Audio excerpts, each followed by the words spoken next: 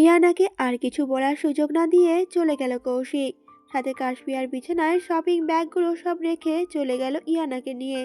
ঘর ভর্তি মানুষের সামনে বসে আছে কাশপিয়া। গায়ে জড়ানো একটা নীল রঙের সুন্দর জামদানি শাড়ি, আবার তার উপর সোনালি সুতোর কাজ করা। কৌশিক অনেকগুলো শাড়ি এনে দিয়েছিল কাশপিয়াকে। বেছে বেছে নীল রঙের শাড়িটাই পরলো কাশপিয়া। তবে কারণও আছে বটে, এই রংটা তো ইয়াসের পছন্দের। কিন্তু ইয়াসের পছন্দের রঙের শাড়ি পরেই অন্য কারোর সামনে বসে আছে কাশপিয়া। এখানে এসে যা বুঝলো, কৌশিক বিয়ে ঠিক করতে চাইছে ওর। বারবার বলার পরেও ছেলেটার দিকে সে তাকিয়েও দেখেনি। রাগ হচ্ছে খুব কাশপিয়ার। কৌশিক না জানুক, ইয়ানা তো জানে কাশপিয়া নিজের মন দিয়ে বসে আছে ইয়াসকে। তাহলে কেন এত আয়োজন তার বিয়ে নিয়ে, তাও আবার অন্য কারোর সাথে? ছেলের বাড়ির লোক বলল কৌশিকের উদ্দেশ্যে, তোমার বোনকে আমাদের ছেলের বড্ড পছন্দ হয়েছে কৌশিক। তুমি বললে আজকে বিয়ের দিন তারিখ ঠিক করে নিতে চাই। ভদ্র মহিলাটি কথাটা বলা শেষ হলো কিনা জানি না, কিন্তু কিছু ভাঙার শব্দ আসলো কানে সবার। সবার চোখ গেল সদর দরজার দিকে। কাশপিয়াও তাকালো সেদিকে। তখনই নজরে আসলো ইয়াসের রাগান্বিত মুখশ্রী। ইয়াসকে রেগে মেগে দাঁড়িয়ে থাকতে দেখে দ্রুত উঠে দাঁড়ালো সে। কৌশিকও বিভ্রান্ত হলো। ইয়াসে এমন কাজে কি এমন হলো যে বাড়ি বয়ে এসে এভাবে ভাঙচুর করছে ইয়াস? এদিকে ইয়ানাও চুপ করে দাঁড়িয়ে রইল রুমের এক কোণে। এরকম কিছু যে হবে সে আগে থেকেই জানা ছিল তার। ইয়াস এগিয়ে আসলো কৌশিকের কাছে। ভুজোড়া কুচকে রাগান্বিত মুখশ্রী নিয়ে তাকালো কাশপিয়ার দিকে। কালকেই তো সব ঠিক হলো ওদের মধ্যে। কোন সাহসে তাহলে উপমা ছেলেপক্ষের সামনে এসে এভাবে কোণে সেজে বসেছে? ইয়াতে প্রচন্ড রাগ হচ্ছে, ইচ্ছে করছে সবার সামনেই টেনে চড় বসাতে কাশপিয়ার গালে। এদিকে বিতু বিতু চাহনিতে কাশপিয়া একবার তাকাচ্ছে তার ভাইয়ের দিকে, তো আরেকবার তাকাচ্ছে ইয়াসের দিকে। এদিকে কৌশিকও হতভম্ব হয়ে জিজ্ঞেস করে উঠল ইয়াসকে, এসবের মানে কি ইয়াস? ইয়াস প্রতি উত্তরে রাগান্বিত হয়ে বলল, একই প্রশ্ন তো আমারও। এসবের মানে কি কৌশিক? আমার বিয়ে করা বউকে তুই কোন সাহসে অন্য কারোর সাথে বিয়ে দিতে চাইছিস? ইয়াসের কথা শুনে সাথে সাথে কৌশিকের চোখ মুখে ভাবভঙ্গি পরিবর্তন হলো। মনে হলো ইয়াসের কথাটা শুনে যেন আকাশ থেকে পড়ল ও। কাশপিয়ার সাথে ইয়াসের বিয়ে হলো কবে, আর কিভাবেই বা হলো? এই কথাগুলো তবে এতদিন ইয়াস বা কাশপিয়া কেউ বলল না কেন ওকে? অবাকের সহিত জিজ্ঞেস করে উঠল কৌশিক, তোর বিয়ে করা বউ মানে? মজা করছিস ইয়াস আমার সাথে? কৌশিকের মুখভঙ্গি দেখে ইয়াস বাঁকা হাসল। পাশে দাঁড়িয়ে থাকা কাশপিয়াকে টেনে নিয়ে আসলো নিজের কাছে। তারপর হাত রাখলো ওর কোমরে। কাশপিয়াও তাকিয়ে আছে ইয়াসের দিকে। ইয়াসও তাকালো তার উপমার মুখ পানে।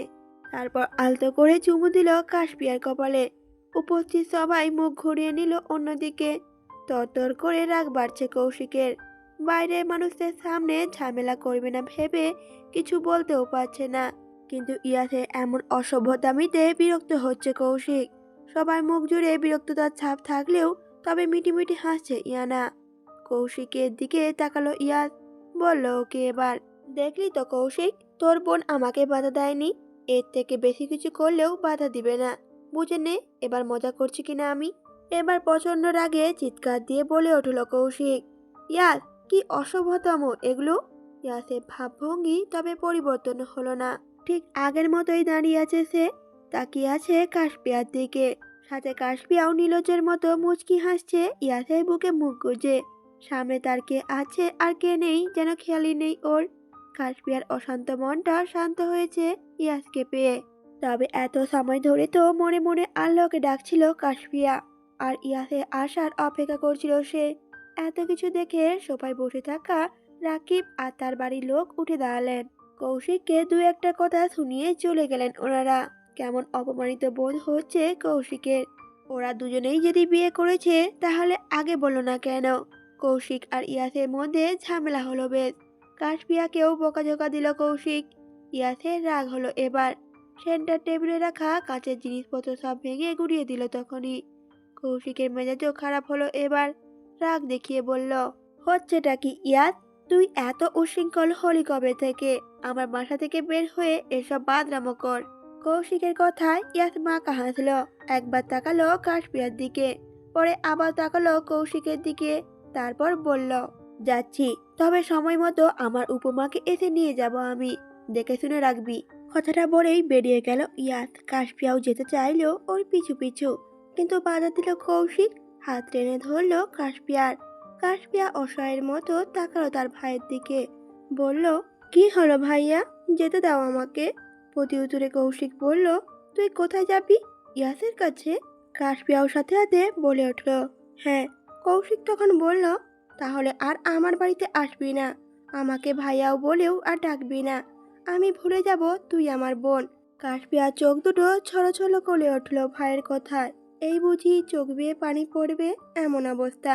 ইয়ানার কাছে বিরক্ত লাগছে কৌশিকের কাজগুলো, কিছু বললেও শুনবে না কৌশিক, ভালো করেই তা জানে। তাই ইয়ানা কিছু বলল না, কাশপিয়াকে চোখের ইশারায় শান্ত হতে বলল কেবল।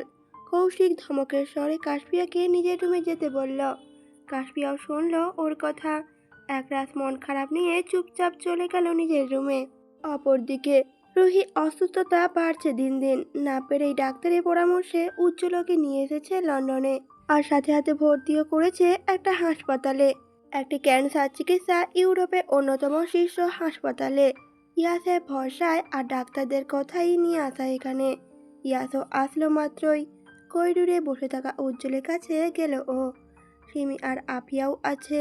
সিমি তো কান্না করছে রুহির অবস্থা দেখে। ইয়াস আসতেই দৌড়ে গেছে ওর কাছে, কান্না করতে করতে বলছে, মামাই, ও মামাই, আমার ফুপি কি আর ভালো হবে না? সিমির কথা ইয়াস সিমির মাথায় হাত বুলালো, বলল সান্ত্বনা দিয়ে, সিমি, রুহি ভালো হয়ে যাবে, আল্লাহকে ডাকো, উনি সব ঠিক করে দেবেন। তখনই সিমির পেছন থেকে উজ্জ্বল বলে উঠল, মিথ্যা আশ্বাস দিও না ইয়াস, এটা কি আদৌ সম্ভব? উজ্জ্বলের কথায় ঘুরে তাকালো ইয়াস, বলল, ভেঙে পড়ো না, আল্লাহর উপর ভরসা রাখো ভাইয়া।